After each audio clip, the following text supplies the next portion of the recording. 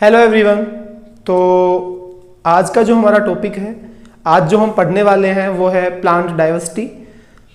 तो plant diversity के बारे में आप लोग पहले से जानते होंगे कि प्लांट डाइवर्सिटी होता क्या है। डाइवर्सिटी के बारे में आपने सुना होगा कि हमारी जो अर्थ है यहाँ पे डिफरेंट स्पीसीज पाई जाती है।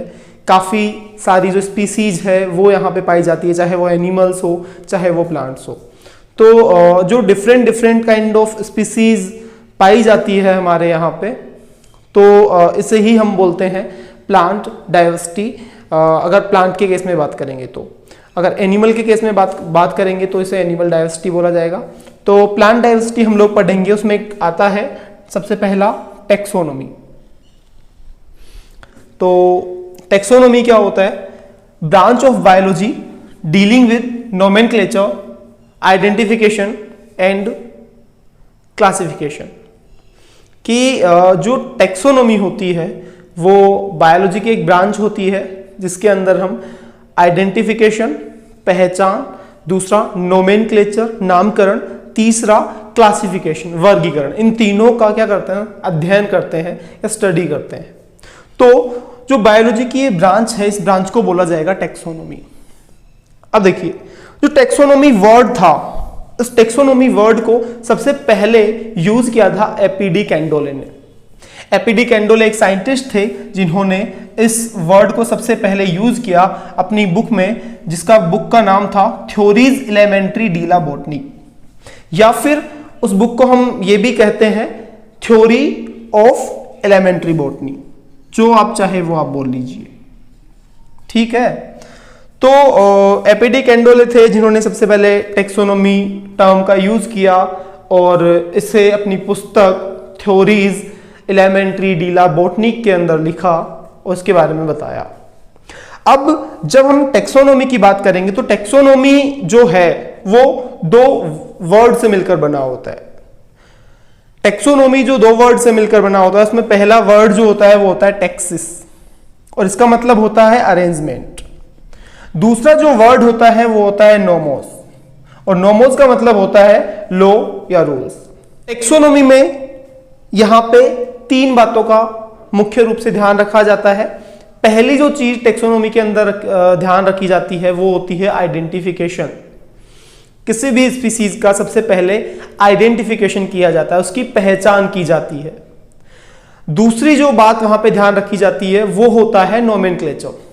पहली बात जो ध्यान रखी जाएगी वो होता है आइडेंटिफिकेशन, इसी को हम कैरेक्टराइजेशन भी कहते हैं। दूसरी जो चीज वहां पे ध्यान रखी जाएगी वो नोमेनक्लेचर होता है, नामकरण। और तीसरी जो बात वहां पर ध्यान रखी जाएगी वो होता है क्लासिफिकेशन, वर्गीकरण। तो सबसे पहले जैसे आमतौर पे अगर हम ह्यूमन के केस में भी बात करें तो जब किसी घर में किसी बच्चे का बर्थ होता है तो सबसे पहले उसका आइडेंटिफिकेशन किया जाता है कि मेल है फीमेल है। फिर उसके बाद में उसका नोमेनक्लेचर किया जाता है, उसका नामकरण किया जाता है, और नामकरण के बाद में क्या किया जाता है? क्लासिफिकेशन किया जाता है। उसके कैरेक्टरिस्टिक्स के बेस पे हम डिसाइड करते हैं, क्लासिफाइड करते हैं हमारे जो चिल्ड्रंस होते हैं, जो बच्चे होते हैं। एक समझाने के लिए मैं ये चीज बता रहा हूं। हम टेक्सोनोमी की बात कर रहे थे, तो टेक्सोनोमी के अंदर किन चीजों का ध्यान रखा जाता है? तो पहली चीज है आइडेंटिफिकेशन, दूसरी चीज है नोमेनक्लेचर और तीसरी चीज है क्लासिफिकेशन। इन तीनों चीजों का ध्यान रखा जाता है टेक्सोनोमी के अंदर। तो टेक्सोनोमी के बाद में एक वर्ड आता है, एक टर्म आता है सिस्टेमेटिक्स। सिस्टेमेटिक्स जो टर्म आता है, इस टर्म को दिया था कैरोलस लीनियस ने। जो टर्म दिया लीनियस ने दिया, मतलब लीनियस आए और इन्हें शायद टेक्सोनोमी अच्छा नहीं लगा होगा, तो इन्होंने एक नया टर्म दिया सिस्टेमेटिक्स। और सिस्टेमेटिक्स टर्म देने के बाद में सबसे पहले देखिए सिस्टेमेटिक होता क्या है। सिस्टेमेटिक्स जो होता है ये बना होता है सिस्टेमा से। सिस्टेमा एक लैटिन वर्ड होता है, और सिस्टेमा जो लैटिन वर्ड है, इस सिस्टेमा का मतलब होता है, इसका अर्थ होता है सिस्टेमेटिक अरेंजमेंट ऑफ ऑर्गेनिज्म। जो ऑर्गेनिजम्स है उनका सिस्टेमेटिक अरेंजमेंट, यही है सिस्टेमा। जो लैटिन वर्ड है उसका अर्थ यही है।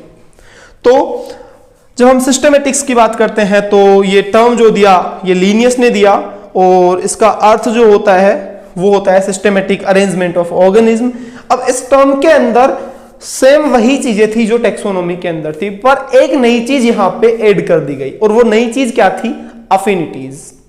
तो सिस्टेमेटिक्स की अगर हम बात करेंगे तो पहला आइडेंटिफिकेशन सेम एज टेक्सोनोमी, दूसरा नोमेनक्लेचर सेम एज टेक्सोनोमी, तीसरा जो यहां पे आया वो आया क्लासिफिकेशन सेम एज टेक्सोनोमी।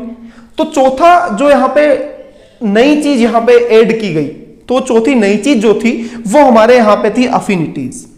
अब अफिनिटीज क्या होता है? अफिनिटीज होता है इवोल्यूशनरी हिस्ट्री ऑफ ऑर्गेनिज्म, कि ऑर्गेनिज्म की जो इवोल्यूशनरी हिस्ट्री है, कि कोई ऑर्गेनिज्म जो है वो उसके पहले वाले ऑर्गेनिज्म से, कि इवोल्यूशन में इवोल्व होकर जो नया ऑर्गेनिज्म आया है वो उसके पुराने ऑर्गेनिज्म से क्या समानता रखता है, क्या अफिनिटीज रखता है। तो ये नया टर्म यहां पे कैरोलस लिनियस ने यूज किया सिस्टेमेटिक्स के अंदर, और सिस्टेमेटिक्स के अंदर इस तरह से चार चीजें आ गई: आइडेंटिफिकेशन, नोमेनक्लेचर, क्लासिफिकेशन और अफिनिटीज। ये हमारा सिस्टेमेटिक्स वर्ड जो है ये कंप्लीट होता है। अब इसके बाद में कुछ इंपॉर्टेंट इंफॉर्मेशन है, उसके बारे में मैं आपको बताता हूं, फिर हम आगे चलेंगे टेक्सोनोमी की हिस्ट्री के ऊपर। तो कुछ इंपॉर्टेंट इंफॉर्मेशन है, उसके अंदर देखिए कि हमारी जो अर्थ है, इस अर्थ पे टोटल नंबर ऑफ स्पीसीज कितनी पाई जाती है। तो हमारी अर्थ पे टोटल नंबर ऑफ स्पीसीज पाई जाती है 1.7 to 1.8 मिलियन।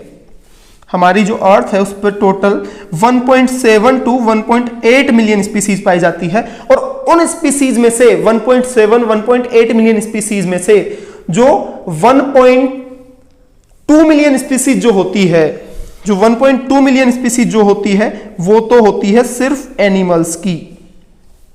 बाकी जो 0.5 मिलियन बचती है, बाकी 0.5 मिलियन जो स्पीसीज बचती है वो स्पीसीज होती है हमारे प्लांट्स की। ठीक है, टोटल स्पीसीज पाई जाएगी 1.7 to 1.8 मिलियन, उसमें से 1.2 मिलियन तो एनिमल्स ले गए साहब, बची 0.5 मिलियन, और वो 0.5 मिलियन जो स्पीसीज है वो हमारे प्लांट्स की पाई जाती है। अब एक चीज ये ध्यान रखिएगा कि जो मैक्सिमम स्पीसीज डाइवर्सिटी पाई जाएगी, मतलब जो जैव विविधता पाई जाएगी, जहां पे डिफरेंट काइंड ऑफ स्पीसीज, काफी सारी स्पीसीज जहां पे पाई जाएगी अलग अलग तरह की, तो मैक्सिमम जो स्पीसीज डाइवर्सिटी पाई जाती है वो पाई जाती है ट्रॉपिकल रेन फॉरेस्ट के अंदर। वहीं अगर हम सेकंड मैक्सिमम स्पीसीज डाइवर्सिटी की बात करेंगे तो ये पाई जाती है कोरल रीफ्स के अंदर। ये देखिए, मैक्सिमम स्पीसीज डाइवर्सिटी पाई जाएगी कहां पे? ट्रॉपिकल रेन फॉरेस्ट के अंदर। जबकि हम बात करेंगे कि सेकंड मैक्सिमम, फर्स्ट मैक्सिमम तो कहां हो गई? ट्रॉपिकल रेन फॉरेस्ट के अंदर। सेकंड मैक्सिमम पाई जाएगी कहां? कोरल रीफ्स के अंदर। तो टेक्सोनोमी आपके समझ आ गया होगा। आगे हम चलते हैं। अब हम बात करेंगे हिस्ट्री ऑफ टेक्सोनोमी की।